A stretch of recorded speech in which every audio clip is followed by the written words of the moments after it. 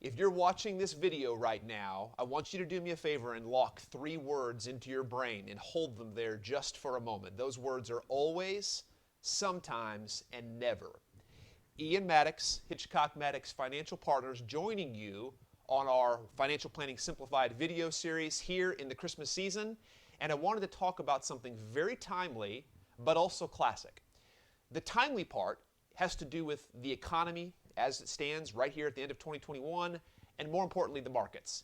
If you are watching business news, reading things on a daily basis, you're probably aware that we've had some serious swings or volatility in a lot of different areas of the global marketplace, okay? We've had volatility with commodities. We've seen oil prices and gas prices go up and down.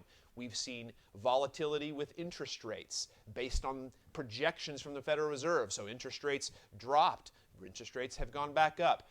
And then, of course, equities have been all over the place, particularly individual sectors where we've seen massive 2, 3, 4% moves from day to day. Technology was down, now it's back up. We have been all over the place. And this is indicative, this is not the only time this has happened, this is indicative of a market seeking direction.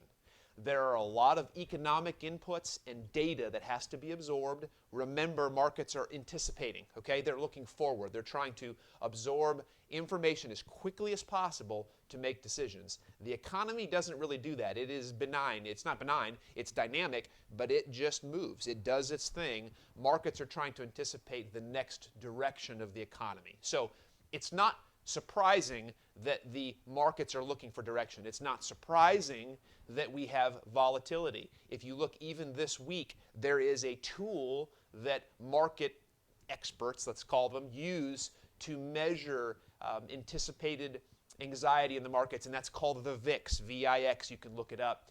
But it is a measure of volatility, and we've seen those numbers start to climb. They've spiked a little bit here recently. Again, an indicator of a market looking for direction. I'm not here to prognosticate. I'm not here to tell you what's going to happen next in the next month or 2 or 3 or 4. That's not the purpose of this video. But I do want to reflect on the fact that when we have volatility, it usually causes people's radars to ping, right? We listen, we pay attention, we start to watch things. Even during the holidays, with all the distractions of fun and celebrations, those things can still play out for us. So, seeking direction, volatility can cause concern. Let's tie back to those 3 words. So remember, those 3 words we said were always, sometimes, never, and I want to correlate this to your financial planning. Here is my connection to what's going on today right now. And I've had phone calls from clients, interactions and conversations the last few weeks with people here in the community, which has really been the catalyst for shooting this video.